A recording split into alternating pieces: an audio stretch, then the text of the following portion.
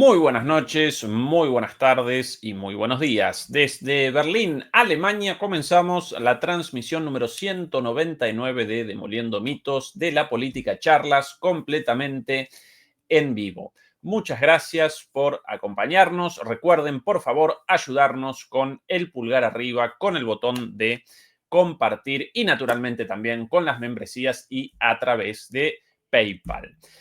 En esta transmisión nos acompaña desde España, desde Durango, España, si no recuerdo mal, el señor Adrián Celaya. Adrián, ¿qué tal todo por ahí? Hola Ezequiel, pues como comentábamos hace un momento, lluvioso, pero todo bien y encantado de estar contigo, por supuesto. Bueno, bienvenido, felices Pascuas para todo el mundo. Recuerden, naturalmente, antes de comenzar, que Adrián presenta su programa en DMP Geopolítica, nuestro canal hermano, todos los jueves a las 11 de la noche de España. ¿Verdad, Adrián? Recuerdo correctamente el horario, ¿no? Eso es, a las Jueves 11 a de las la noche. 11. 11 de Jueves a la las noche, 11 de hora la Madrid, noche. eso es. Excelente. Adrián, querido, para hoy quería comenzar nuestra conversación con un tema muy interesante tratado en tu transmisión, en tu programa de ayer, relativo a la distribución del mundo, porque ya no solo analistas geopolíticos como por ejemplo Jalife, eh, sino incluso también grandes medios de comunicación como por ejemplo la publicación esta de aquí, Newsweek, estadounidense, comienzan a presentar la idea de una suerte de mundo dividido en tres partes a partir de una suerte de acuerdo de un acuerdo de Yalta 2.0, y dentro de este mundo aparecerían tres áreas de influencia, una hegemonizada por Estados Unidos, otra por Rusia y otra por China. ¿Qué análisis realizás de esto y qué características específicas presentaría este mundo, querido Adrián? Bueno, en primer lugar tenemos que tener en cuenta que Newsweek es un medio de comunicación, bueno, muy cercano, digamos, al Partido Demócrata. Por lo tanto, no hay que descartar que pueda haber alguna intención de desgaste de la administración Trump en los contenidos o en el hacer públicos estos contenidos, ¿no? Porque esta es una idea, esta idea de una posible negociación a tres entre Rusia, Estados Unidos y China para, de alguna forma, definir el futuro del mundo multipolar, es algo de lo que se está hablando desde hace mucho tiempo, que tiene su base probablemente en negociaciones que se han producido desde hace casi 10 años primero entre servicios de inteligencia y militares de los tres países, en el caso de Estados Unidos con un menor peso, en el caso de un menor peso de esa representación, en el caso de Rusia y de China, con muy directamente relacionados estos medios con su respectivo gobierno, ¿no? Pero en el caso de Estados Unidos con una cierta, digamos, tendencia de oposición antioligárquica que luego de alguna forma se interrelacionó con el trumpismo, ¿no? Bueno, entonces no es algo de lo que se habla constantemente, de que al final, después de todas estas disputas entre poderes, pues de una forma o de otra se acabará con un acuerdo entre estos tres países a efectos de definir el futuro del mundo, y también que de alguna forma el trumpismo, con su mensaje de hacer América grande otra vez, Make America Great Again, en lo que está realmente pensando en último término es en algo similar, en el sentido de que con una posición quizás más realista que los demócratas, dicen Estados Unidos no puede seguir siendo el policía del mundo porque el desgaste que esto supone es inmenso. Tenemos un país a la deriva, hay que centrar todos los esfuerzos en reconstruirlo, y lo que tenemos que hacer es disminuir, digamos, o disminuir nuestras ambiciones territoriales, de influencia territorial. No vamos a ambicionar controlar todo el mundo, porque la realidad ahora es la que es y no tenemos más remedio que respetar las zonas de influencia de los otros grandes poderes, ¿no? Esta sería un poco la lógica que desde el punto de vista de Estados Unidos explicaría esta dinámica, ¿no?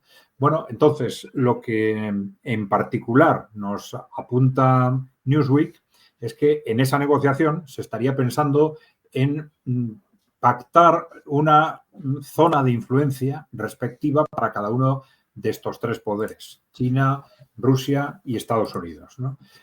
Zonas de influencia que en realidad no se reparten en el mundo, pero sí una parte muy importante del mundo. Es decir, hay una serie de territorios muy importantes, evidentemente, como África, vamos a decir Sudamérica, más correctamente, por ejemplo, Oriente Medio, que no quedarían claramente asignados a ninguno de los tres polos de referencia y que, por lo tanto, se podrían mantener de alguna forma en competencia, ¿no? Los tres poderes, en su caso, podrían intentar competir para defender su influencia en esos territorios, ¿no?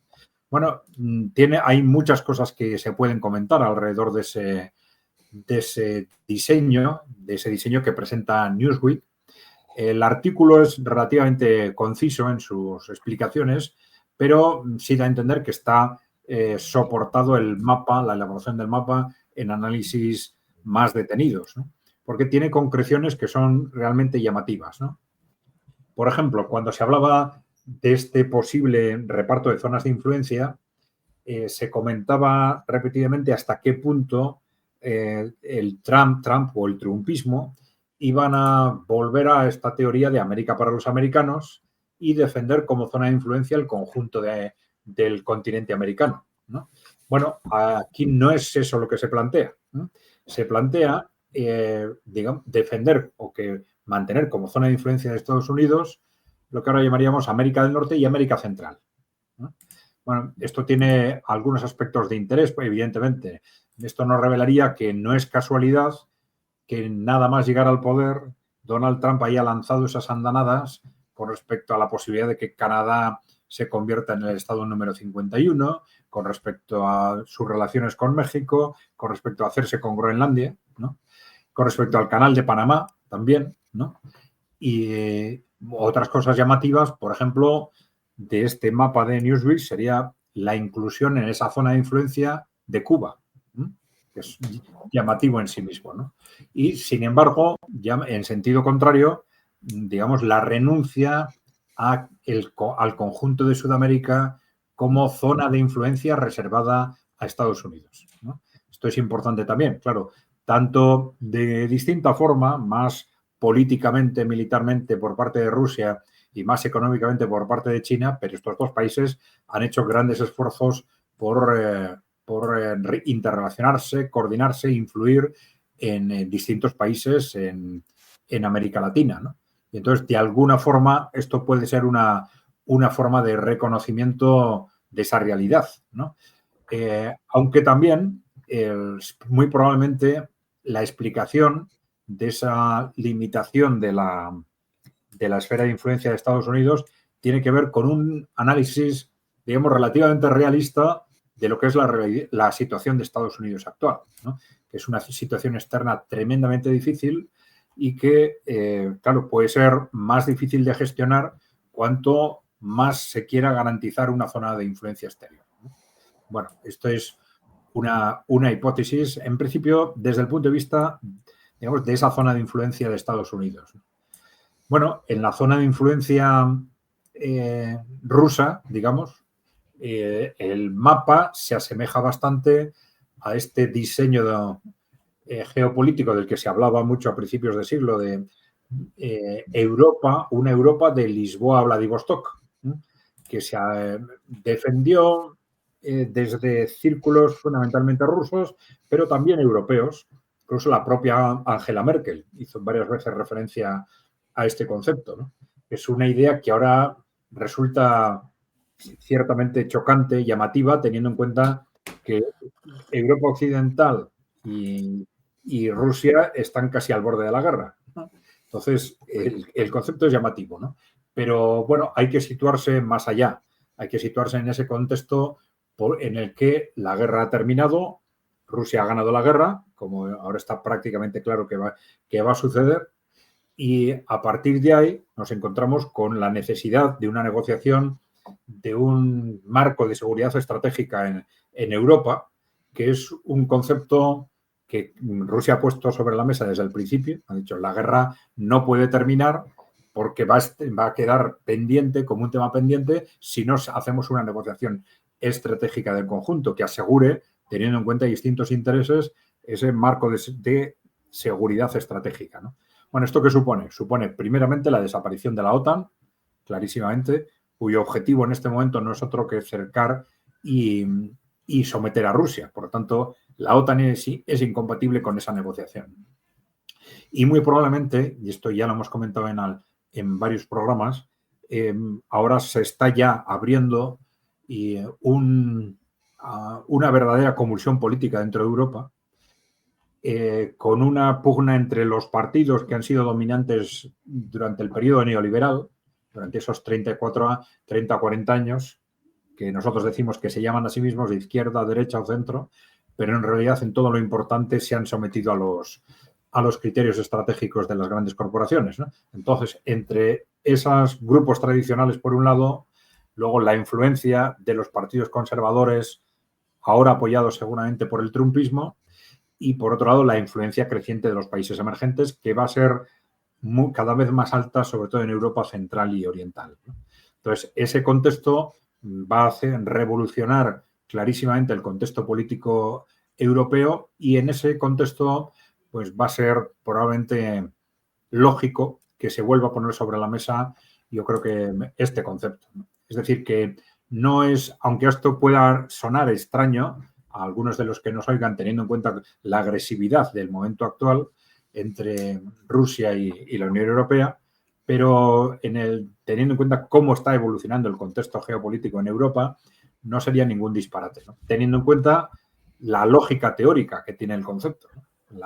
Por la extraordinaria complementariedad entre Rusia y la Unión Europea, ¿no? Económica, territorial, etc. Dos preguntas, Adrián. La primera, a partir de la propia lógica de esta hipótesis, esta teoría, esta propuesta geopolítica, y la segunda desde los críticos de esta perspectiva. Primera, en el bloque de China aparecen India y China como un bloque unificado, pero entre China e India presentan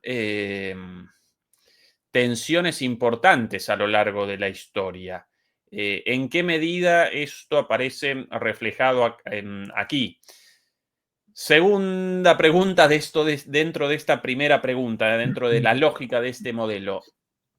Rusia y Europa, algo recién referido por vos, si bien presentan una complementariedad en cuanto a lo económico, en cuanto a lo político, ahora parecen prácticamente en guerra. Entonces, ¿cuán plausible esto? Y tercera pregunta dentro de esta primera gran pregunta, Adrián, algo también referido de alguna manera.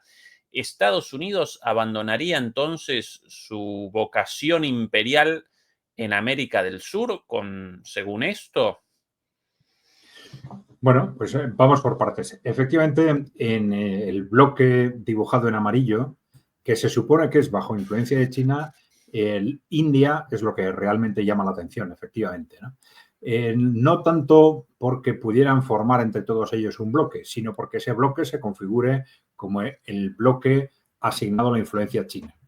Eso realmente llama la atención, que India acepte un contexto de ese tipo, ¿no? Pero claro, esto se puede articular de distintas formas en la práctica, ¿no? Y aunque no se denomine así, pero si crean una zona económica común entre todos estos países, que de alguna forma con ASEAN, etcétera, ya se está articulando, hay que tener en cuenta que esa rivalidad entre China e India, pues bueno, ya está dentro de un marco de negociaciones dando pasos concretos para una progresiva normalización. Y bueno, sí, a mí también me ha resultado chocante ese diseño de Newsweek, pero considerándolo dentro de un marco económico común, supongo que India querría asegurar sus garantías y querría asegurar que su renuncia a ser un poder mundial en cuanto tal, pues por lo menos no es tan clara como Newsweek apunta, ¿no? Me cuesta mucho creer que India acepte eso en la situación actual. En el caso de Europa y Rusia, sí, efectivamente, el choque geopolítico es total, pero las cosas están cambiando muy rápidamente. La situación de Europa Occidental es desastrosa y esto va a quedar en evidencia, sobre todo, pues bueno, a partir de la victoria rusa en Ucrania, ¿no? Porque esto va a significar un desastre geopolítico muy evidente que se va a sumar a la convulsión política que ya existe en muchos países y a una crisis económica que se va a evidenciar, que no es de ahora, sino que es un estancamiento económico de 20 años. Ya todos los sectores reconocen que el modelo económico de Europa no funciona, que el modelo tiene que cambiar y hay seguramente la referencia de los países emergentes en general puede ser también muy importante, ¿no? Y esto va a hacer surgir inmediatamente también la necesidad de reactivar las relaciones económicas con Rusia, ¿no? Algo que ahora no se ve, pero que se va a poner sobre la mesa, yo creo que de forma inmediata, digamos, 6 meses después de la terminación de la guerra, ¿no? Y Estados Unidos, bueno, el mapa no dice que renuncien a influir en Hispanoamérica. Dice que lo que está diciendo en realidad es que Rusia y China no reconocen a Sudamérica, digamos, como un espacio en el que aceptan la influencia dominante de Estados Unidos. Cosa que, si este pacto es cierto, sí aceptarían en Norteamérica y Centroamérica. Pero Sí, claro, entonces las zonas grises de alguna manera representarían las zonas en disputa efectivamente, zonas entre estos. en las que se admite que cada uno va a intentar influir. Porque, claro, otra cosa que llama la atención, por ejemplo, es Asia Central, ¿no?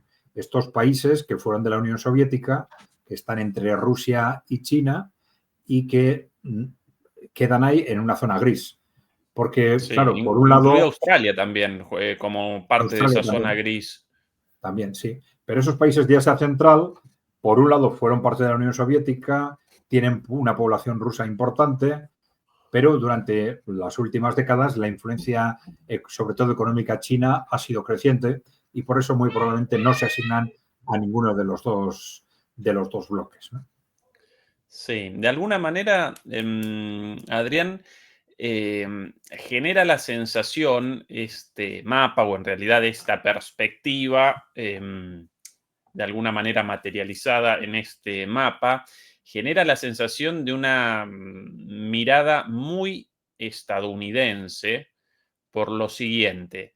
De los 3 bloques en cuestión, solo uno presenta a un líder claro, absoluto, sin disputas, el bloque azul. Ni México ni Canadá podrían realizar un movimiento tendiente hacia la hegemonía de ese bloque. Ahí aparece clarísimamente Estados Unidos como el único hegemón, mientras que en el caso del bloque rojo, el bloque europeo, aun si Rusia pudiese determinar de alguna forma la sumisión del resto de Europa, a lo largo de la historia nunca los alemanes, nunca los británicos, bueno, los británicos mucho menos, nunca los franceses convalidaron la hegemonía territorial de Europa sobre todo el continente. Y lo mismo en el caso del bloque amarillo entre indios, bueno, no solamente la India, Japón también ahí, ¿no?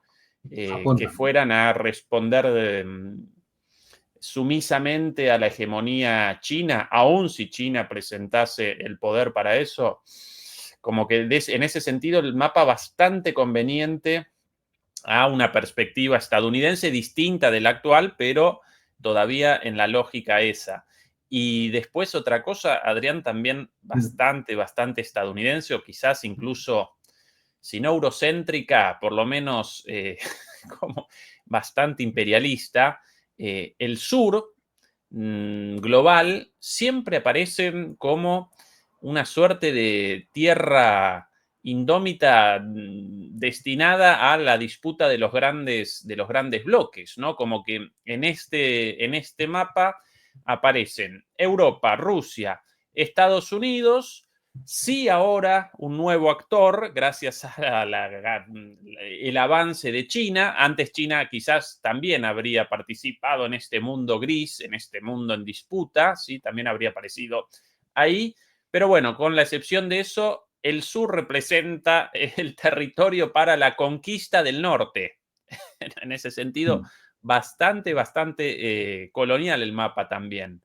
Pero bueno, más allá de todo esto, la segunda pregunta, Adrián, lo que quería antes, una pregunta desde afuera de este modelo, desde quienes rechazan este modelo. ¿Quiere realmente Estados Unidos un mundo repartido, o en realidad todos los golpes o todos los intentos de Estados Unidos, tanto con Biden como con Trump, en distintos sentidos, pero todos estos intentos de colisionar con Rusia, de colisionar con China, en realidad responden a la búsqueda de no abandonar esa hegemonía global sobre todo el planeta Tierra? Bueno, esto lo vamos a ver en los próximos años y probablemente con mucha rapidez, ¿no? Porque claro, también es cierto que la administración Trump es totalmente contradictoria en las decisiones que toma una semana y la semana siguiente, ¿no? Pero bueno, yo creo que no hay que descartar que, digamos, las estrategias de fondo vayan en esta dirección, ¿no?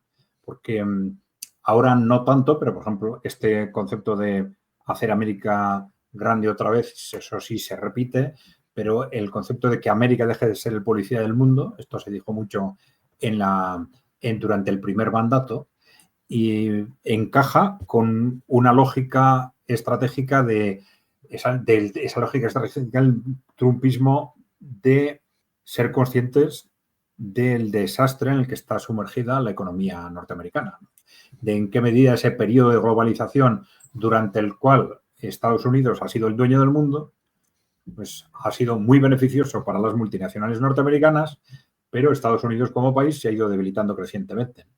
Entonces, bueno, vamos a ver si esto se verifica en la práctica, porque claro, las tensiones en una y otra dirección van a ser constantes y no se cambia un modelo geopolítico como no se cambia un modelo económico como el de la globalización de un día para otro, a pesar de que Trump siempre parezca que está haciendo las cosas de un día para otro, ¿no? Por ejemplo, sí se puede decir que esa nueva imagen, no hay hechos significativos todavía, pero esa nueva imagen, ese nuevo tipo de relación diplomática con Rusia, pues sí es un paso claro en esa dirección, ¿no? No, evidentemente, en la relación con China, pero sí es cierto que en esa relación con China, a pesar del choque actual, todo el mundo da por supuesto que al final se van a sentar a negociar. Entonces, Newsweek apunta ahí, ¿no? Con Rusia ya están negociando y están hablando de qué va a pasar después de la guerra de Ucrania. Con China todo el mundo sabe que después de este forcejeo, de estas pues, amenazas de uno y de otro, se van a sentar a negociar y muy probablemente van a llegar a un acuerdo en el ámbito comercial. Bueno, pues ese es el contexto perfecto para que, además de negociar esas relaciones comerciales, se junten junto con Rusia y negocien este nuevo mapa. No habría que descartarlo. Yo creo que la lógica sí encaja, ¿no? Sí, si no recuerdo mal, Adrián, el primero en presentar esto, o la primera mención a esto, apareció en 2021 en un discurso de Mark Milley, en ese entonces el comandante en jefe de las Fuerzas Armadas estadounidenses, en el foro de Aspen, un foro organizado todos los años por el Aspen Institute, una organización no gubernamental, una usina del pensamiento estadounidense dedicada a estas cuestiones. Todos los años realizan una reunión anual con figuras de altísimo nivel de los Estados Unidos en línea con el atlantismo, y ahí Mark Milley, hace 3 años ya, presentó esta idea por primera vez, 2021, un poquito más abajo. Esta las imágenes por aquí. Al describir la Guerra Fría como una guerra bipolar entre la Unión Soviética y Estados Unidos, Milley afirmó que la nación está entrando en una guerra tripolar con Estados Unidos, Rusia y China como grandes potencias. Hoy, dijo, Estados Unidos, Rusia y China, aliados y socios, van a tener que ser muy cuidadosos y conscientes acerca de cómo se tratan entre sí en el futuro. Esto antes del comienzo de la fase abierta de la guerra en Ucrania. Así que evidentemente en Estados Unidos alguien ya está generando, ¿no?, esta perspectiva desde los más altos ámbitos del Estado profundo estadounidense, ¿no? También por ahí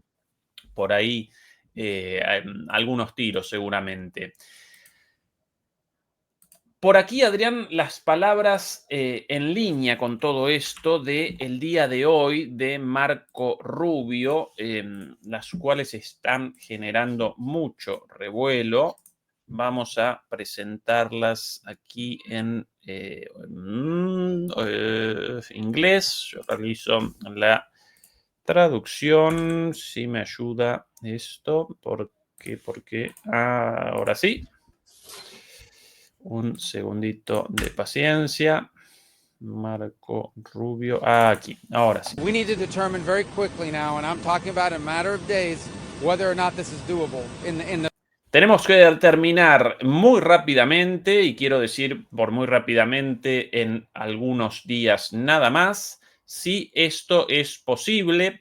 El comienzo de la respuesta de Rubio a las preguntas relativas a las negociaciones de cara o en búsqueda de un acuerdo de alto el fuego y con el objetivo de una negociación de paz entre Ucrania y Rusia. Over the next, few weeks. If it is, we're in. If it's not, then we have other priorities to focus on as well. Si es posible un acuerdo, entonces nosotros estamos adentro, pero si no es posible un acuerdo, entonces Estados Unidos tiene otras prioridades en las cuales concentrarse. Not working yet on that level of specificity. I think that's something we can fix and solve in a way that's acceptable to everyone. I think we have bigger challenges that we need to figure out whether it's even possible within the short term. Bueno, consultado por un periodista sobre una cuestión más técnica, responde aquí Mark Rubio. Bueno, eso es una cuestión muy específica. Creo que podríamos poner a todos de acuerdo respecto a eso. Los problemas aparecen en las cuestiones más de fondo. This war has no military solution to it. Y les tengo que decir una cosa, esta guerra no tiene una solución militar posible. It really doesn't. It's not going to be decided with neither side has some strategic capability to end this war quickly. There are probably elements of this as well. Ninguna de las partes tiene el poder para resolver militarmente esta guerra. I always remind everybody that part of the sanctions against Russia, many of them, are European sanctions that we... Consultado sobre las sanciones a Rusia, responde Rubio. Les recuerdo que la gran mayoría de las sanciones no fueron impuestas por Estados Unidos, sino por Europa. We can't lift if that's ever to be part of a deal, so they're going to have to be involved no matter what. Estados Unidos no puede levantar estas sanciones, con lo cual Europa sí o sí debería estar involucrada en las negociaciones de un alto el fuego. Quiero recordar dónde fueron realizadas estas declaraciones el día de hoy.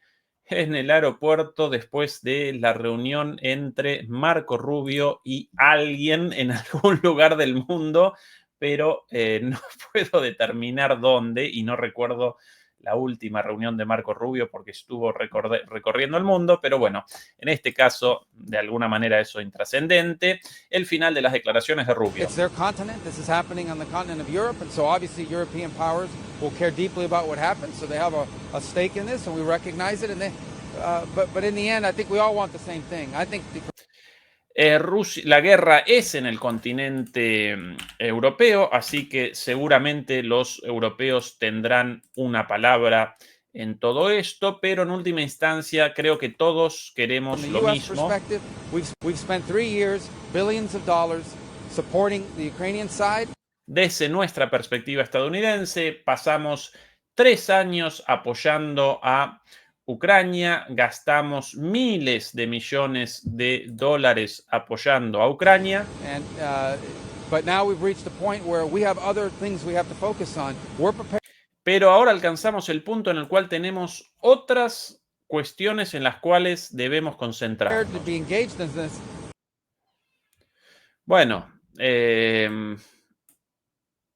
bastante claritas las palabras de Rubio, ¿no? En cuanto a si queremos ayudar, queremos generar un acuerdo de paz, pero si las partes no convalidan nuestras propuestas o no nos acompañan, muchachos, a lo Poncio Pilatos, lavadas las manos y cuestión de ustedes, amigos europeos, ucranianos y demás. Adrián. Bueno, igual habría que ver más en detalle las declaraciones, pero una primera cuestión llamativa es que esta vez no han hecho referencia, como otras veces, a que si no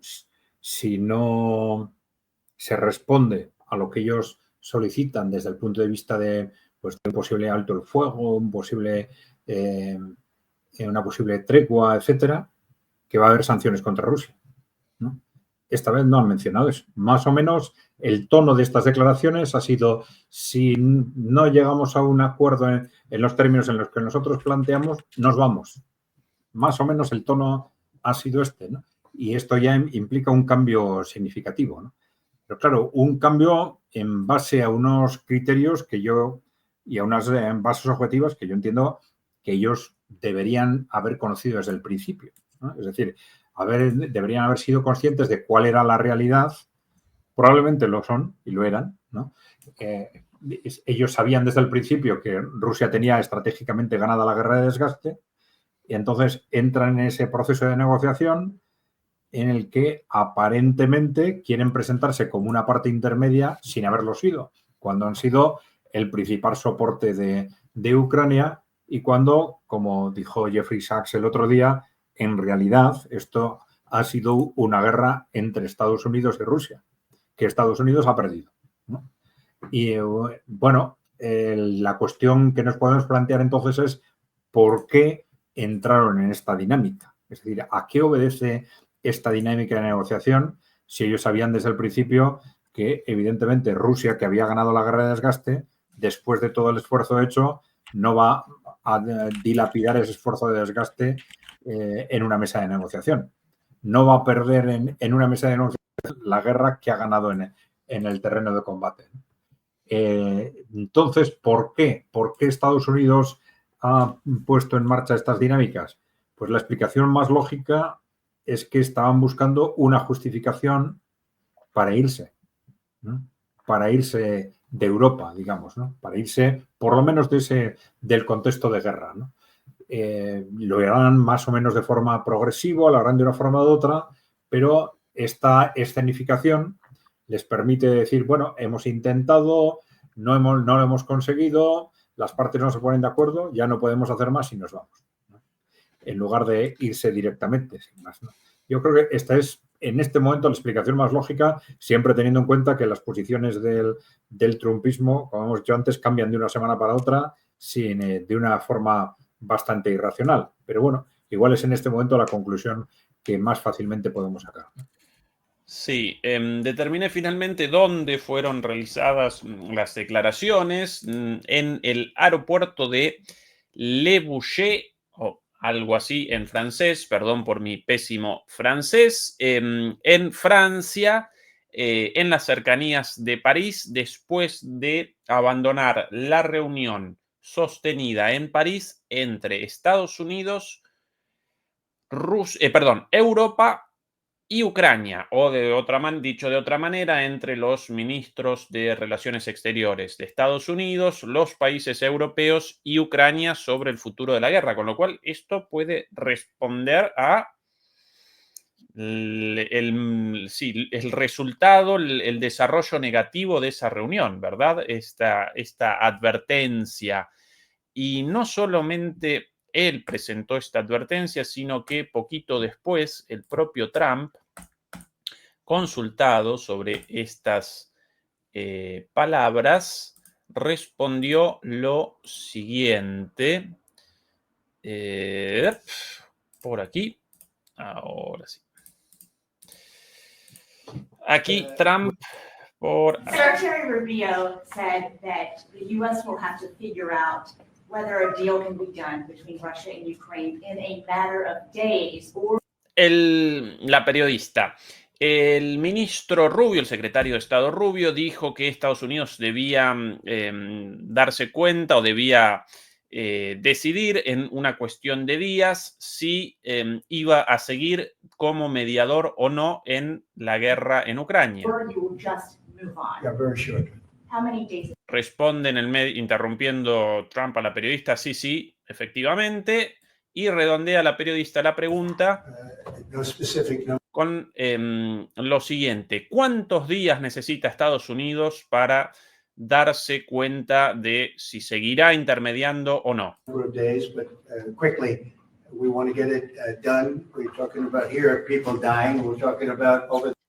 Bueno, no tengo una cantidad exacta de días, pero deberá ser muy rápido. Estamos hablando de mucha gente que está muriendo. On average, 2,500 young people, soldiers. They're not from America. They're not from anywhere else other than Ukraine and Russia. But we want to save these lives. So it's 2.500 soldados muertos, no estadounidenses, sino rusos y ucranianos, y queremos salvarles las vidas. 2,500 a week are being killed in battle. It's a vicious battle. 2.000 o 2.500 soldados muertos a la semana. Esto es una batalla muy cruenta. Qué bondadoso Trump cuando comienza con estas preocupaciones humanistas. Qué lindo, ¿no? Ojalá que hiciera lo mismo con respecto a Gaza, Yemen, bueno, todo el mundo, ¿no? Pero a él lo desasosiegan los jóvenes muertos en Ucrania. With the best equipment, the best everything, and it is brutal.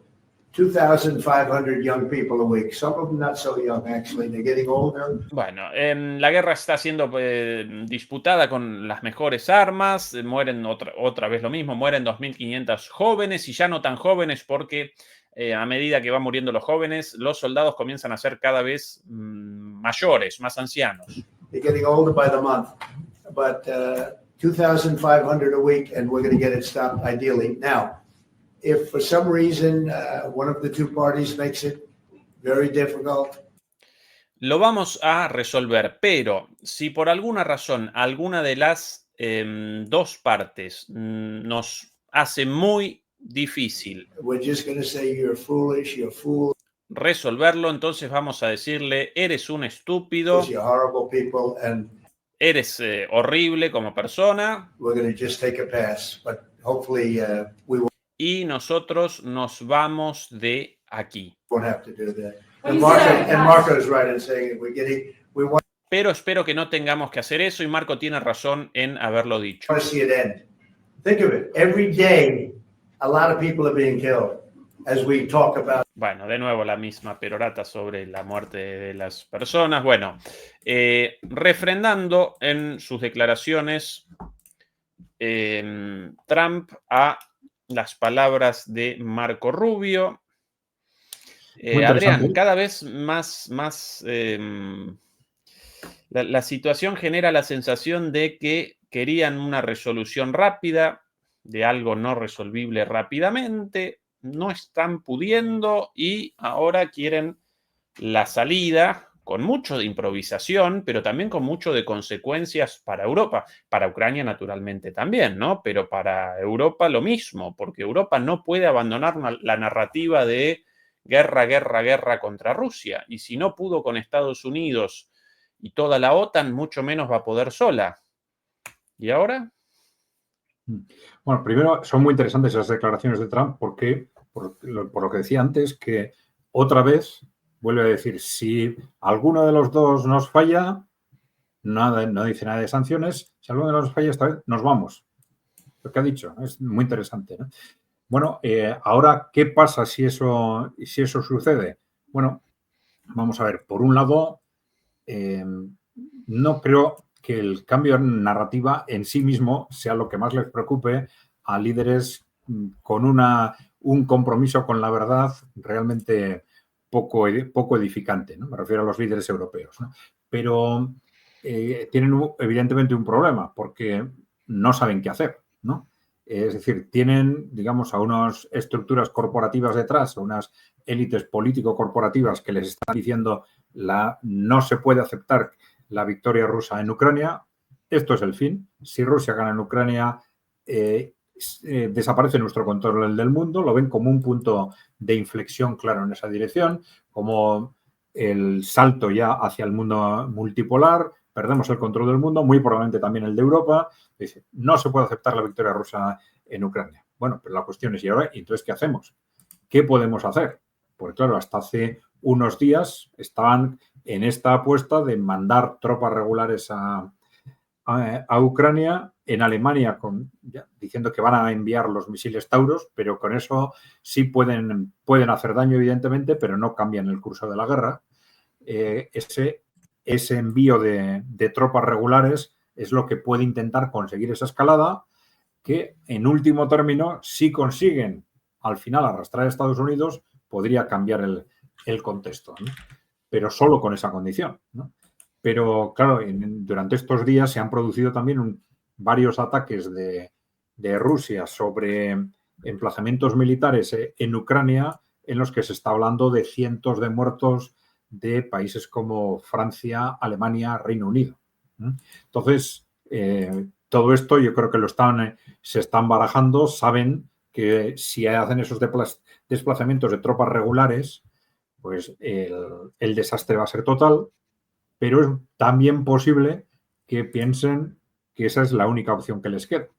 Es decir, generar un desastre tal, enviar 50.000 soldados, que estos sean masacrados en Ucrania y que esa convulsión geopolítica, la convulsión política que genere ese desastre, pues permita en Estados Unidos cambiar el contexto, ¿no?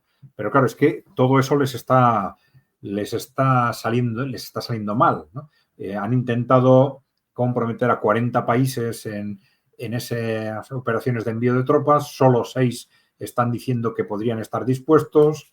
Claro, las tropas que están ya como mercenarios, instructores, etcétera, están siendo ya masacradas en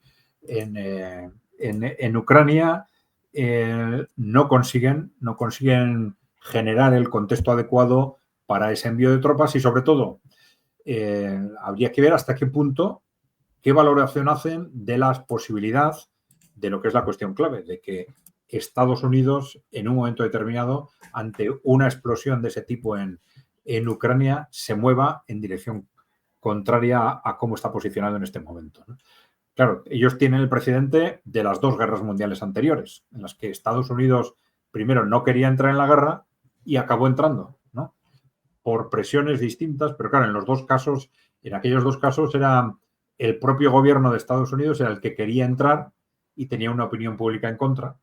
Y al final el propio gobierno maniobró de tal forma, pues con ataques de bandera falsa o con aquellos extraños movimientos alrededor de Pearl Harbor, etcétera, para llevar a la nación a la guerra, ¿no? Y a lo mejor están pensando que de una forma u otra se puede conseguir algo similar. Pero claro, es que en este caso no es la opinión pública, es el gobierno el que aparentemente no quiere entrar en esa guerra, ¿no? Entonces, bueno, la impresión es que Francia, de alguna forma, o Francia y Reino Unido, pero sobre todo Francia, por ahora se está quedando sola en ese plan y están continuamente haciendo reunión tras reunión, intentando arrastrar a otros países, no lo consiguen y vamos a ver, no hay que descartar nada porque las presiones de los grupos fácticos europeos siguen siendo muy fuertes, que son los que realmente tienen más en juego en todo esto. Porque los políticos, sí, siempre se juegan algo, pero al final son 4 años más de mandato, a arriba o abajo, ¿no? Son estos grupos corporativos los que realmente se lo están jugando todo. Sí, recordemos que de esos 6 países de la coalición de los dispuestos, en la cual participaban alrededor de 40, si no recuerdo mal, uno de ellos, entre esos 6, uno de ellos aparece como en los programas de preguntas y respuestas, cuando de repente presentan la caja oculta con un gran signo de pregunta y pueden realizar la pregunta sorpresa. Bueno, parece como una suerte de país oculto, ¿no? Porque hasta ahora públicamente presentaron su disposición al envío de tropas Reino Unido, Francia, lógicamente los 3 países bálticos y después ese sexto país mencionado por todos ellos en varias oportunidades, pero nunca mencionado por nombre y apellido, aparece en el limbo, aparece como un país de la caja mágica, ¿no? Polonia seguramente no, por las declaraciones en contrario de su primer ministro, cuyo nombre Tusk, de Donald Tusk. Italia tampoco, por las declaraciones de Meloni. Lo mismo Alemania, quizás alguno de los nórdicos, quizás Dinamarca, quizás Suecia, pero un país oculto. Adrián, aquí la interpretación, inmediatamente después de las declaraciones de Rubio de esta mañana, la interpretación de la CNN Perdona, de sus palabras. Ezequiel, Sí. ¿me permites un pequeño apunte? Sí. Porque ahí hay 2 cuestiones. Una, Alemania. A ver, ¿qué pasa con Alemania en el momento en que el nuevo canciller tome posesión del gobierno?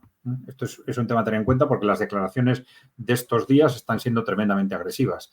Y otro punto que he leído en un informe, no sé si se ha extendido, que Dinamarca ha anunciado que va a enviar tropas. No que esté dispuesto a, sino que va a enviar por su cuenta, ¿no? Esto es algo realmente llamativo. Entonces el sexto país, entonces efectivamente Dinamarca, ¿no? Pero es llamativo que Dinamarca dé ese paso, pero no hay que descartar que sea algo evidentemente pactado con otros países, porque alguien empiece a ver si con un país pequeño no sucede nada tremendo y si Dinamarca lleva las tropas, después pues quizás Francia o otro país, ¿no? Pero bueno. Sí. Te he interrumpido, continuamos. No, en absoluto. No, bueno, lógicamente Francia y Reino Unido históricamente aparecían como potencias europeas, hoy presentan un poder relativo muy disminuido, pero bueno, Francia, Reino Unido, ahora entre los otros 4 nos generamos una selección para la Eurocopa, entre Lituania, Letonia, Estonia y Dinamarca. ¿Quieren una guerra contra Rusia? Mamita querida. Bueno, ¿quién más? San Marino y Liechtenstein deberían acompañar también. Bueno, más allá de eso, estas las interpretaciones esta es la interpretación de un periodista hoy en CNN, inmediatamente después de las palabras de Rubio y antes de la confirmación de Trump. Un giro importante en el discurso de la Casa Blanca y evidentemente realizan una interpretación muy parecida a la nuestra. Adrián, aquí. Look, I think you have to read this as the pressures on the Ukrainians. We know from President. Miren, tenemos que leer esto realmente como presión contra los ucranianos. Trump yesterday, he is still dissatisfied and not happy with President Zelensky. El presidente Trump lo dijo ayer, él está disatisfecho con Zelensky. Marco Rubio this morning spoke about the Ukrainian delegation needing to go back and speak to President Zelensky. President Zelensky last Rubio habló hoy de la necesidad de la delegación ucraniana de volver a Ucrania y hablar con Zelensky, esto después de la reunión en París. Recordemos una vez más, Rubio abandonaba París en el momento de estas declaraciones de o bien un acuerdo o adiós amigos. Night again appeared to reiterate what is said before about Steve Witkoff and Witkoff's meetings with Putin, that Witkoff is buying the Russian narrative here. Mientras tanto, Zelensky hoy reprodujo lo que había dicho antes sobre el enviado de Trump para las negociaciones, Steve Witkoff, diciendo que Witkoff compraba la narrativa rusa en su visión de el conflicto. And that potentially the allusion from what we heard from what President Zelensky said last night about this broad framework could include details about concessions on land. And Zelensky has said that the unconditional ceasefire they signed up to does not have any specificity on that area at all. And Cuanto más difícil la traducción del inglés británico que del inglés estadounidense, en este caso, si bien la cadena estadounidense, un periodista británico. Bueno, y recuerda el periodista que aparentemente en las declaraciones de Trump del día de ayer apareció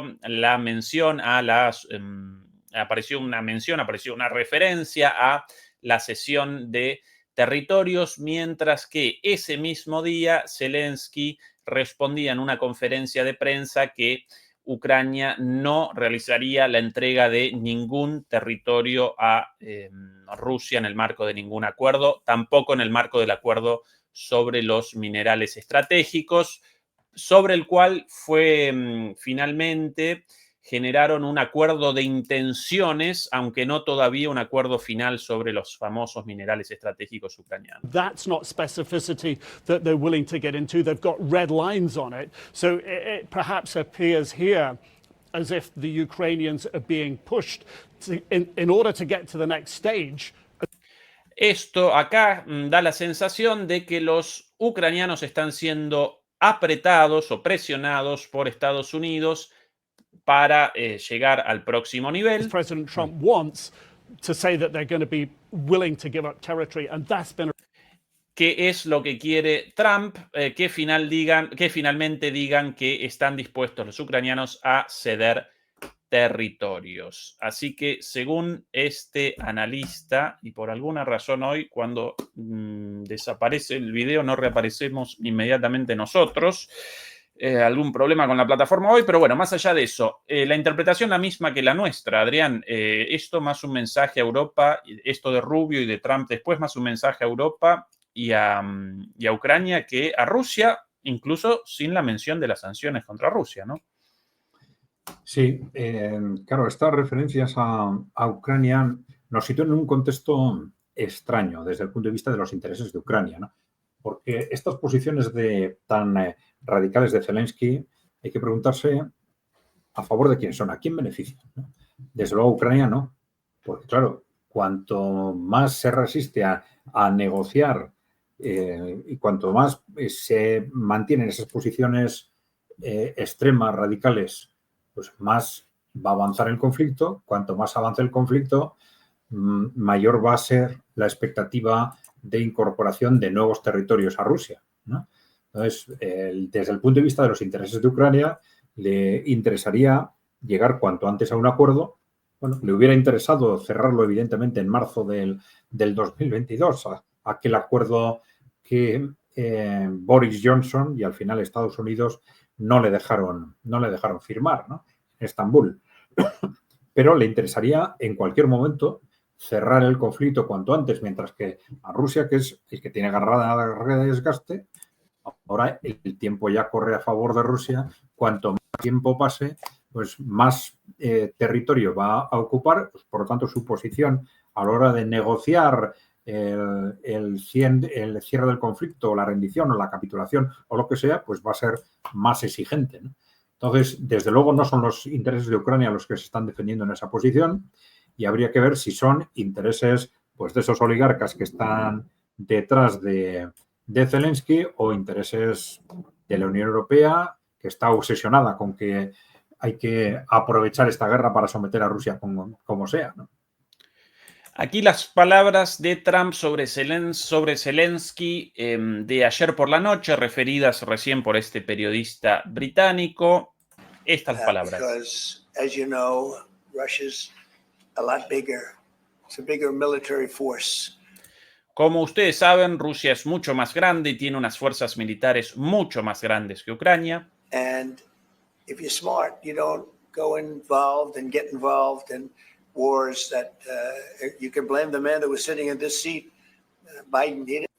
Por eso, si eres inteligente, no te metes en guerras con países mucho más poderosos que el I don't tuyo. know what the hell was going on, but I can guarantee you that Hay muchas cuestiones, yo no sé exactamente lo que estaba pasando entre ellos, pero les puedo and garantizar, everybody agrees to it. If I were president, that war would have never taken place. I'm not blaming him. les puedo asegurar que si yo hubiera sido presidente, esto no hubiera pasado. No lo culpo a él, a Zelensky, esa es la pregunta, But what I am saying is that I wouldn't say he's done the greatest job. pero aún así no diría que hizo el mejor trabajo. Okay, I'm not a big fan. I really am. I'm not a big fan. Realmente no soy un gran fanático suyo.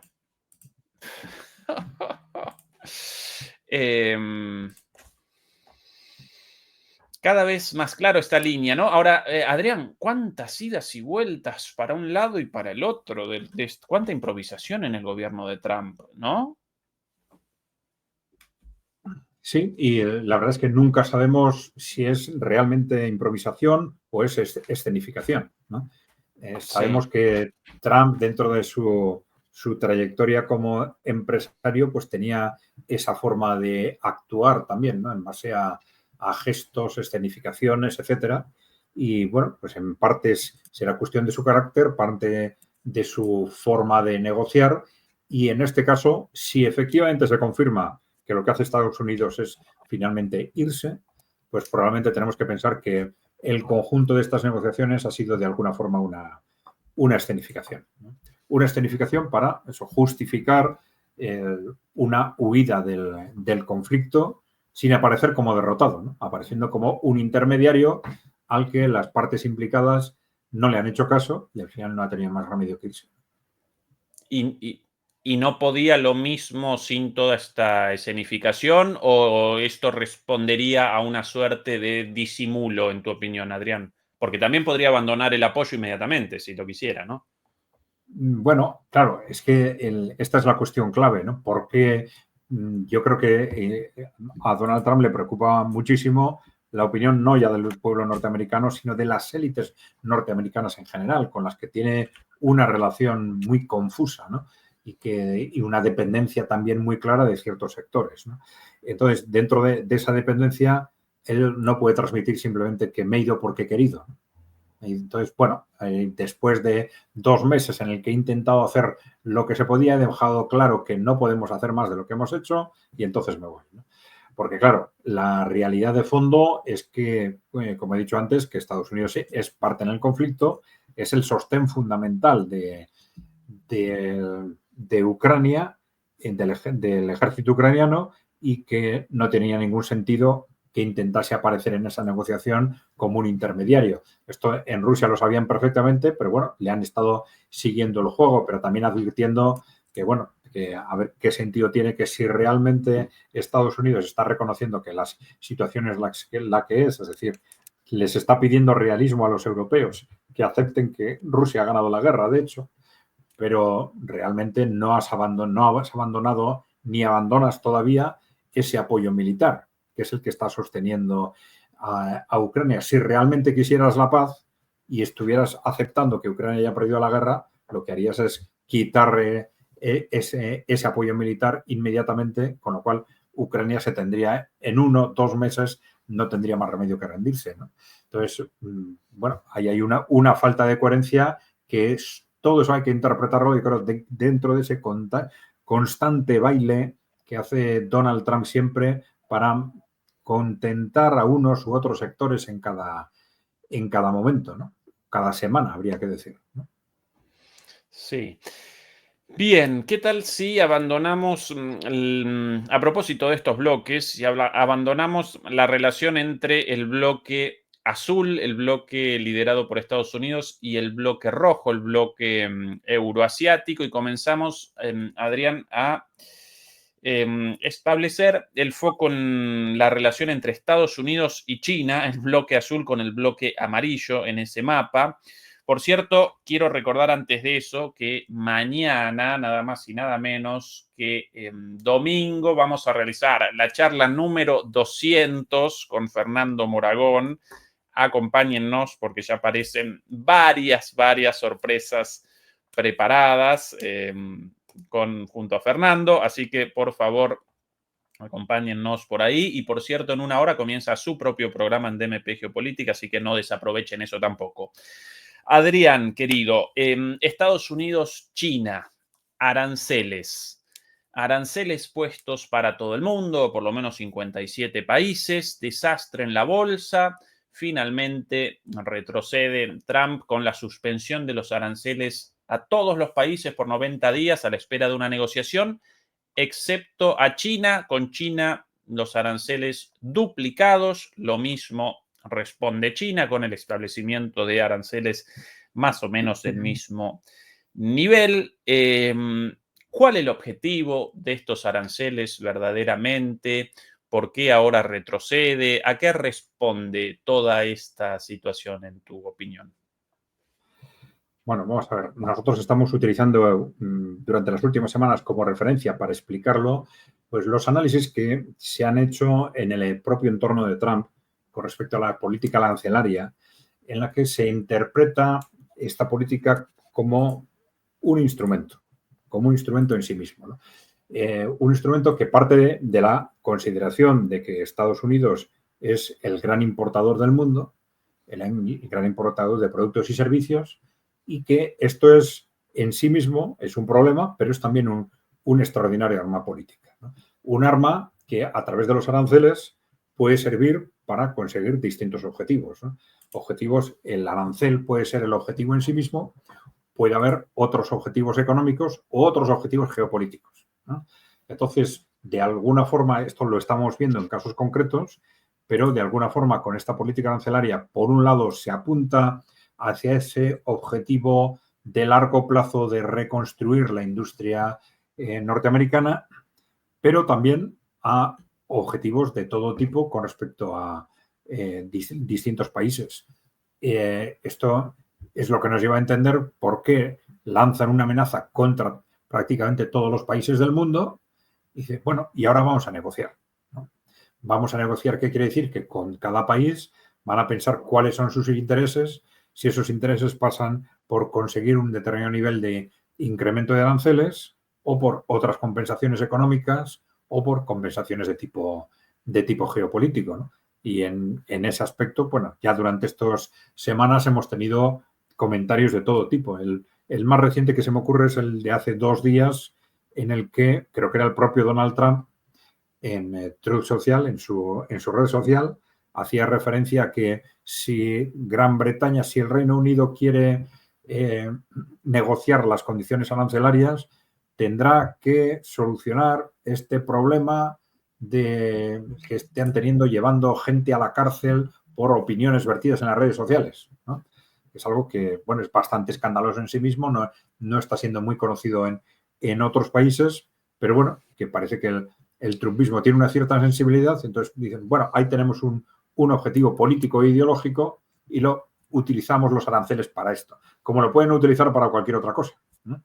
Entonces, en el caso especialmente de Europa, teniendo en cuenta que el conjunto de la clase política europea, prácticamente su totalidad, es, digamos, el mismo bloque político que el Partido Demócrata en Estados Unidos, pues bueno, no es extraño que consideren a esa clase política europea como un enemigo a batir en cuanto tal y que vayan a utilizar los aranceles con ese doble objetivo, a veces económico y a veces de presión política, ¿no?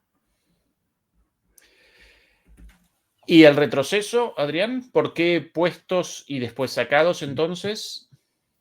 Bueno, lo de puestos y sacados es porque precisamente el objetivo es la negociación.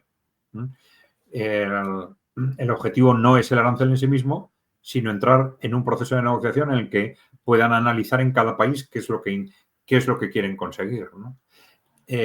Independientemente de que en la dinámica de Trump, en la dinámica de negociación política de Trump, siempre está ese sistema de comenzar por amenazas, ¿no? Comenzar por amenazas que luego pues vayan de alguna forma yendo a su sitio, ¿no? Pero si quiero conseguir 3, tengo que amenazar con 7, ¿no?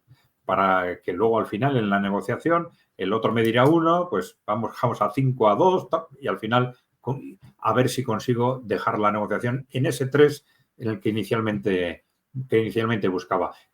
Es una estrategia muy común en muchos empresarios.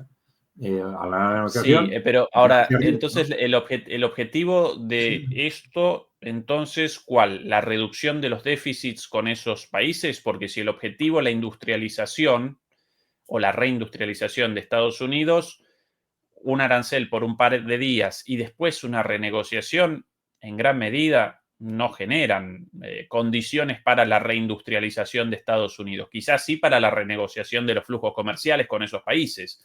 Pero ¿cuál entonces hay el punto de esto?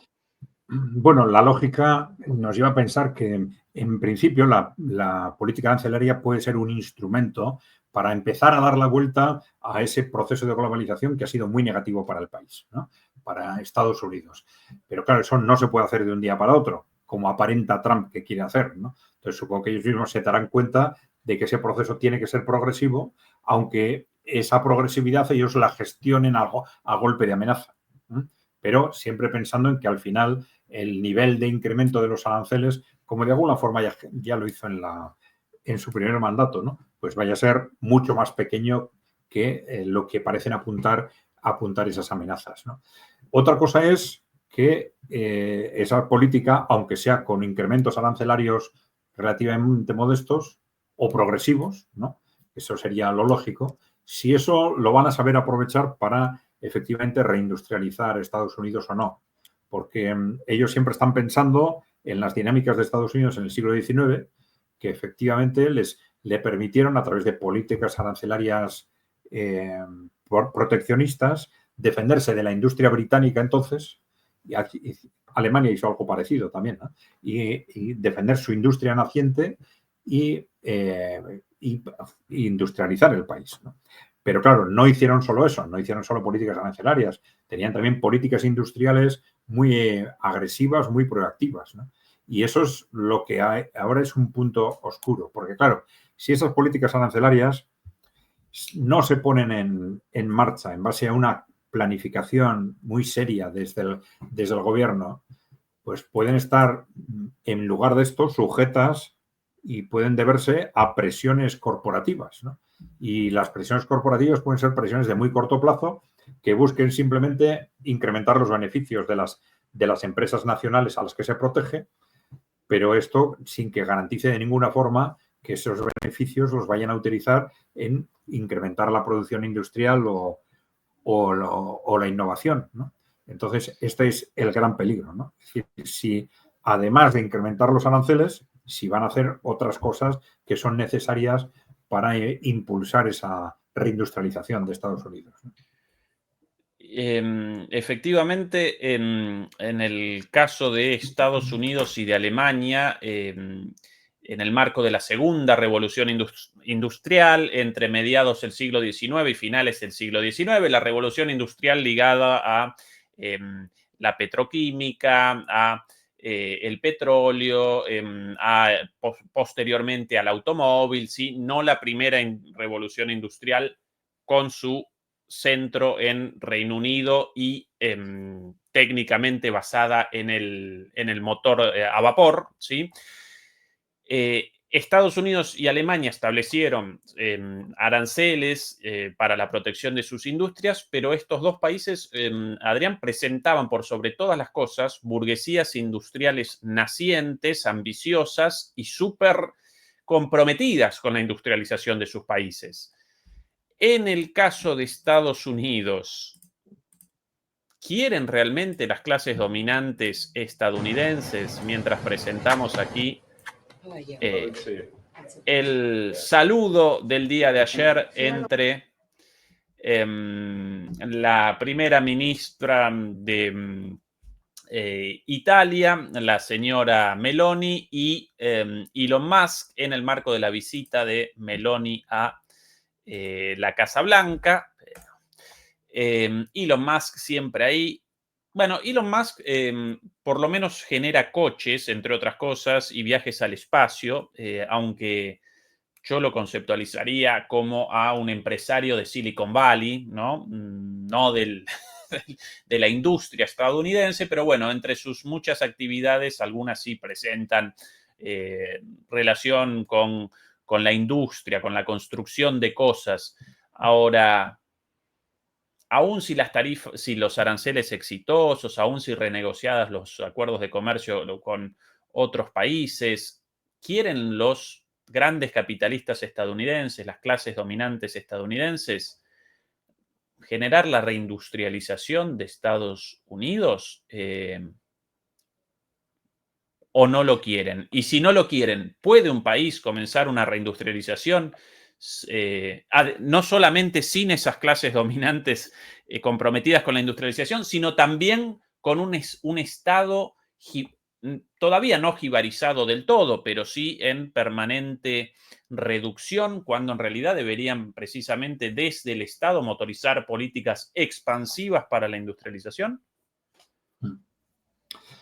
Bueno, está claro que la clase dominante, la clase empresarial estadounidense está dividida.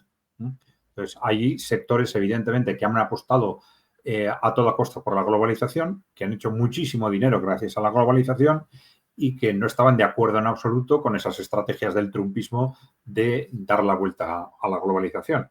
Esto es una raíz fundamental detrás de ese enfrentamiento que está dividiendo la sociedad norteamericana en dos, además de el choque cultural, etcétera.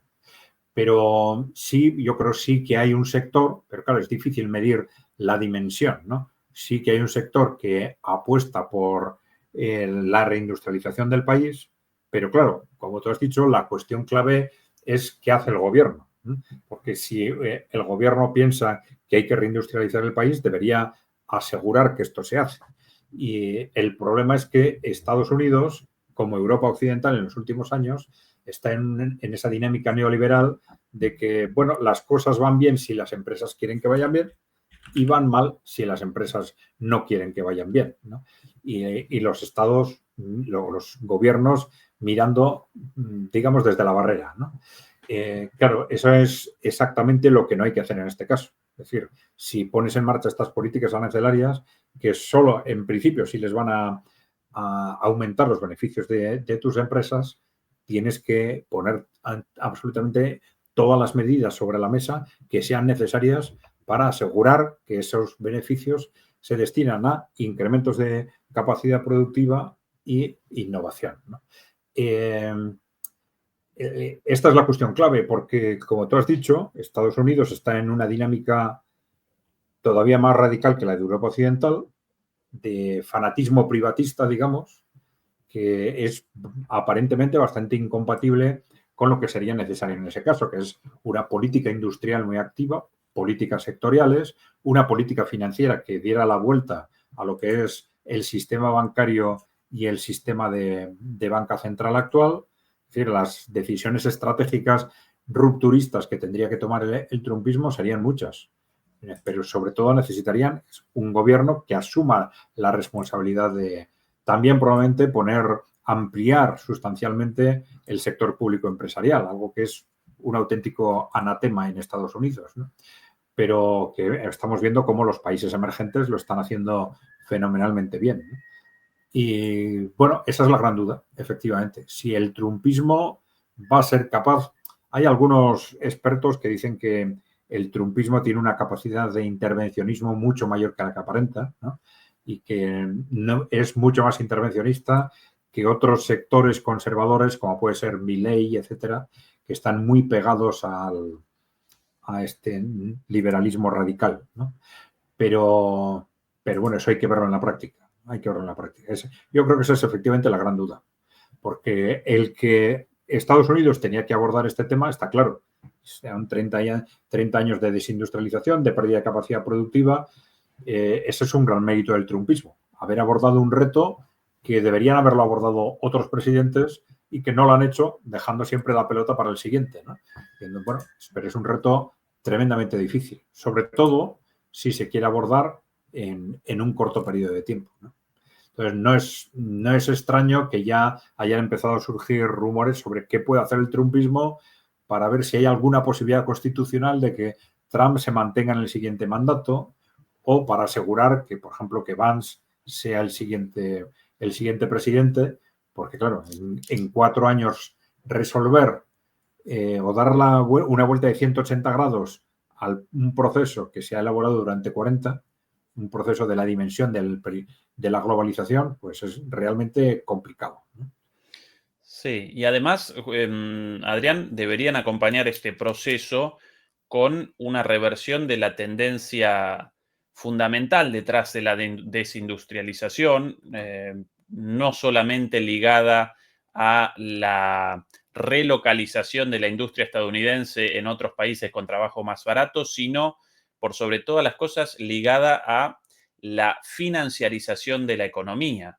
Sin un enfrentamiento directo con Wall Street, difícil la reindustrialización de los Estados Unidos, y por el momento no generan la sensación de que quieran colisionar con Wall Street, sino más bien Wall Street en este momento aparecería como uno de los soportes del gobierno de Trump, como hasta hace poco aparecía como uno de los soportes del gobierno de Biden, y bueno, acompañan a cualquier gobierno, como lo recordó en su momento Larry Fink, para nosotros lo mismo si republicanos o demócratas en unas declaraciones durante la campaña electoral, ¿no? Bueno, Adrián, redondeamos esto acá, la cuestión económica, y quisiera una última pregunta sobre otro de los temas abordados en tus últimos programas. El creciente autoritarismo en Europa, la creciente tendencia hacia la autocracia. Vos recién recordabas las declaraciones de Trump hace poquito sobre, declaraciones críticas sobre el encarcelamiento de personas en Reino Unido por publicaciones en las redes sociales, una tendencia, un hecho verdaderamente terrible. Trump está realizando algo parecido con gente con otras ideas, pero con el mismo método en Estados Unidos. Pero más allá de eso, ¿presenciamos una tendencia hacia el autoritarismo aquí en Europa, querido Adrián? Sí, la verdad es que es una tendencia que viene de lejos, ¿no? Yo creo que el autoritarismo en los sistemas políticos, en todo tipo de sistemas políticos, tiene que ver con la debilidad o con el miedo. Con el miedo de las élites que controlan el sistema o de los gobiernos, si se quiere, a la pérdida del control, ¿no? Entonces, y esto pasa en todo tipo de sistemas, pasa en los sistemas socialistas, en los capitalistas, ¿no? Se vuelven más autoritarios cuando el sistema está en peligro por acoso externo o interno, ¿no? Entonces, ya a principios de siglo, las élites occidentales detectan graves peligros que han ido a más y a más y a más. El peligro geopolítico de los países emergentes que están dando vuelta o poniendo en cuestión la hegemonía que habían conseguido después de la Guerra Fría, el peligro de Internet, que estaba poniendo en peligro, como digo, esa unificación ideológica que consiguieron en los medios de comunicación y en la industria cultural también en los años 90, y luego un modelo económico desgastado, agotado, digamos, que no está funcionando ya desde hace mucho tiempo y que estamos manteniendo pues artificialmente en base a incremento constante de deuda, expansión monetaria, utilización masiva de mano de obra barata, etc. Entonces, la élite sabe que no ha conseguido controlar ninguno de esos tres retos y ha ido a lo largo de este siglo ya, pues aplicando medidas progresivas, pero crecientes hacia procesos autoritarios, ¿no? Y esto empezó claramente en Estados Unidos con la ley Patriot, ya en el año 2001, ¿no? En otros países también con el pretexto de la lucha contra el terror, contra atentados terroristas, contra el terrorismo, se ponen en vigor legislaciones especiales de carácter antiterrorista, pero desaparece el terrorismo y las legislaciones antiterroristas siguen con determinadas restricciones de libertades. Ha habido un proceso lento, progresivo, pero acumulativo de restricción progresiva de las libertades, a los cuales se suman los procesos de censura en las redes sociales primero, pero se ha utilizado el pretexto de que, bueno, son redes privadas, ¿no? A pesar de que tuvieran un dominio oligopólico de la comunicación en ese ámbito, ¿no? Pero ya en los últimos años, como ese nerviosismo de las élites va a más, pues ya se piden más medidas para controlar la opinión pública. Entonces, ya los gobiernos, los propios gobiernos han empezado a primero pedir a las redes sociales que censuren, luego obligar a las leyes, a las redes sociales que censuren, luego a tomar medidas pues de tipo de aprobación de leyes de emergencia, también previendo posibles situaciones de conflicto en las que haya que restringir derechos, es decir, toda una serie de batería de medidas que están apuntando al miedo a estallidos sociales, ¿no? Y claro, ya más recientemente tenemos el tránsito de todo esto al ámbito electoral, ¿no? Con mucha claridad, pues a partir del momento en que sucede, bueno, primero tendríamos, y esto hay que mencionarlo también, el atentado contra Robert Fico en Eslovaquia, que bueno, aparentemente fue un atentado, sin más, pero luego nos encontramos con un comisario europeo que le amenaza al primer ministro de Georgia con que le puede pasar lo mismo si no hacen lo que la Unión Europea quieren que haga, ¿no? Es decir, le está transmitiendo que hemos sido nosotros, ¿no? De una forma u otra, ¿no? Luego tenemos el caso de Rumanía, donde gana alguien no controlado por ese partido único europeo y se anulan las elecciones, ¿no? Con un pretexto o con otro. Y luego hasta misma persona, al candidato que había ganado las elecciones, se le inhabilita para presentarse a las siguientes elecciones y luego se inhabilita también a los que se iban a presentar en su lugar, ¿no? Es decir, hay una serie concatenada de actuaciones. Tenemos las declaraciones de Thierry Breton, el excomisario europeo, en la televisión, diciendo con claridad que esto que hemos hecho en Rumanía, si es necesario, lo haremos también en Alemania. Tenemos la decisión de los tribunales franceses de inhabilitar, de inhabilitar, de hecho, a Marine Le Pen para las próximas elecciones presidenciales. Es decir, hay un contexto claro de un nerviosismo creciente. También tenemos estas nuevas normativas en el Reino Unido que están autorizando o permitiendo al gobierno a detener personas por publicaciones en redes sociales. Pero claro, todo esto hay que verlo dentro de ese contexto que hemos comentado antes, ese periodo de convulsión que claramente se iba a abrir a partir de la victoria rusa en Ucrania, yo supongo que serán 4 o 5 años aproximadamente, en el que esas élites políticas que han controlado Europa estos 30 años se van a sentir amenazadas en dos frentes, ¿no?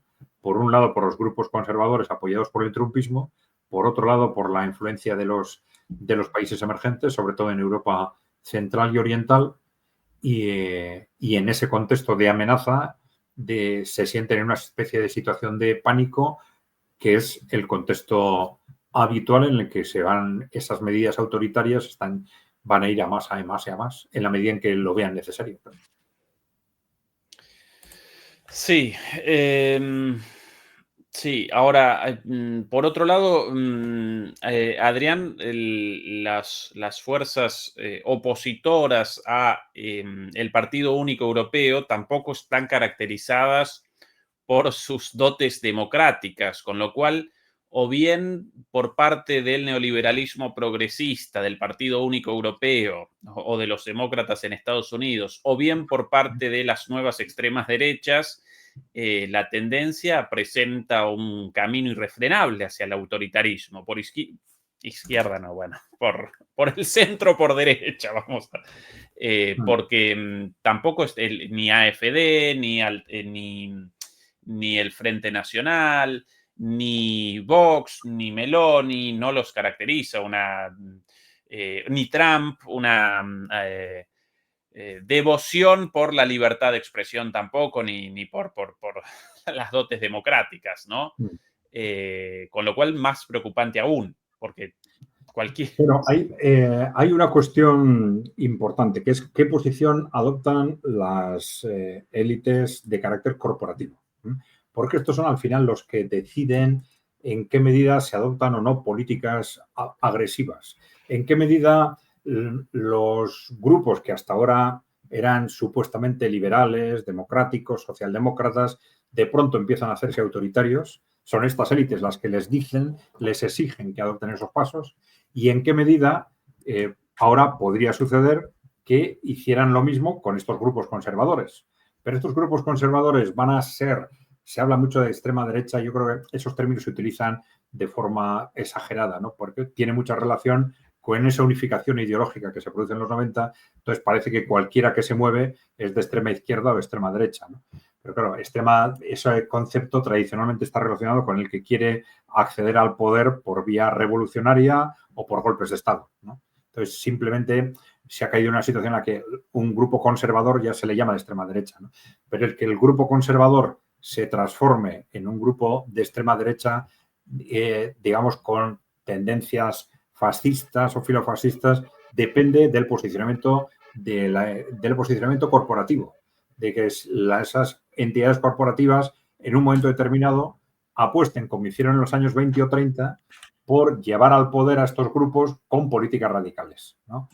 Pero en este momento no se ve muy claro cuál podría ser la lógica de esto, porque esos grupos del partido único les están haciendo todo lo que ellos quieren, incluso hasta intentar llevarnos a una guerra, a una gran guerra, a una guerra europea, ¿no? Entonces, no se ve el contexto por el que estas élites ahora, que sí están en una situación de pánico, es decir, sí hay un contexto objetivo muy similar o muy comparable con el de los años 20 y 30, que generó el fascismo y el nazismo. Esas élites que estaban amenazadas por el movimiento obrero por un lado y por la Unión Soviética en otro, y ponen en marcha el nazismo y el fascismo para hacer frente, para aplastar esas dos amenazas, ¿no?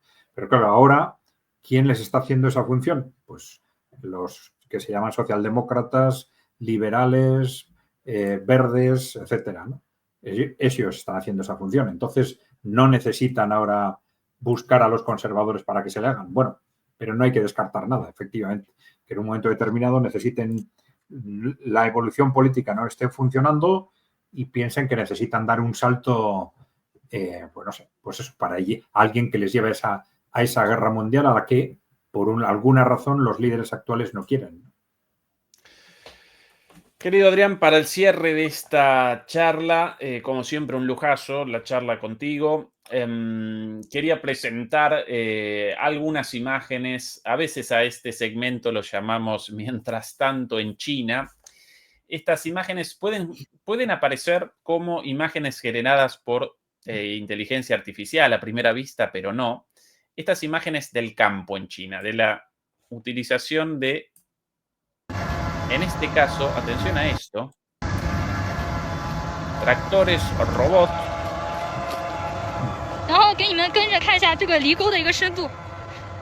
Tractores robots para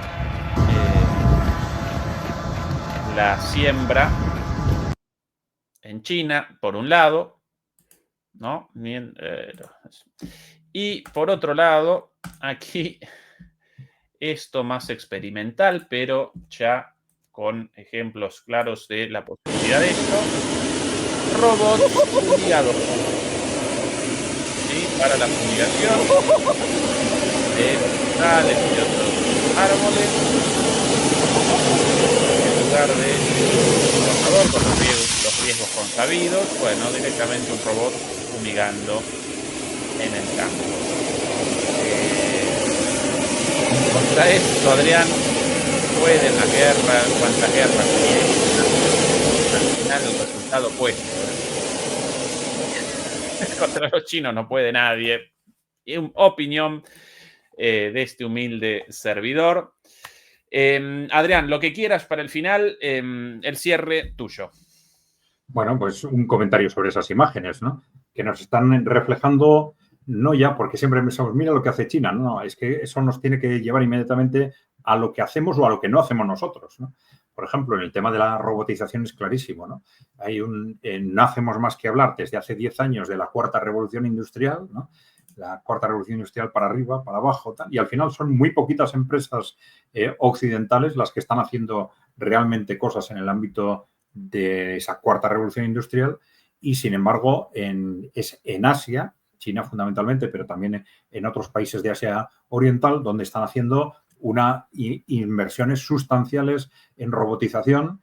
Y claro, cuando se ven las cifras de robotización industrial en el conjunto de los países, claro, la desproporción es increíble, ¿no? Y claro, esa robotización nos está diciendo dónde va a estar la productividad del futuro, ¿no?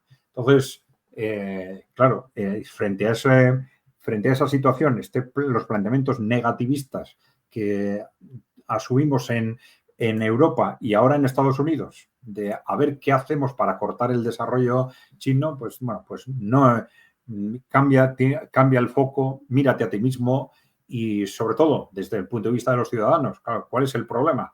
Pues que todo esto depende de qué clase política tenemos.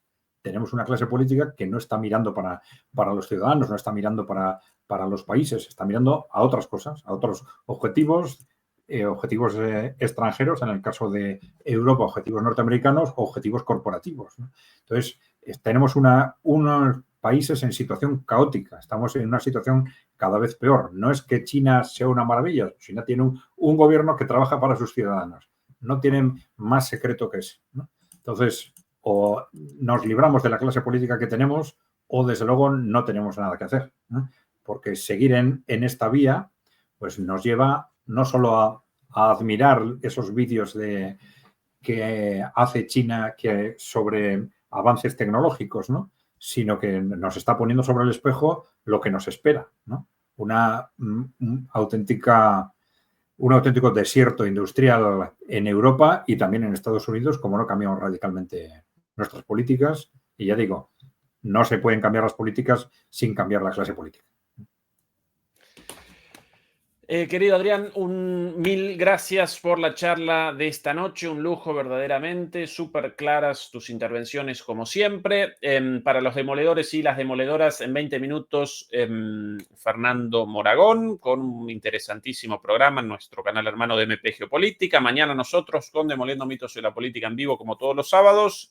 Y el domingo, la charla número 200 con Fernando, con algunas sorpresas preparadas para esa noche. A Beatriz Pulido, nuestra moderadora, como siempre, un beso y un abrazo enorme. Y a los demoledores y a las demoledoras, este saludo y hasta la próxima. Adrián, querido, chau, chau. Saludo.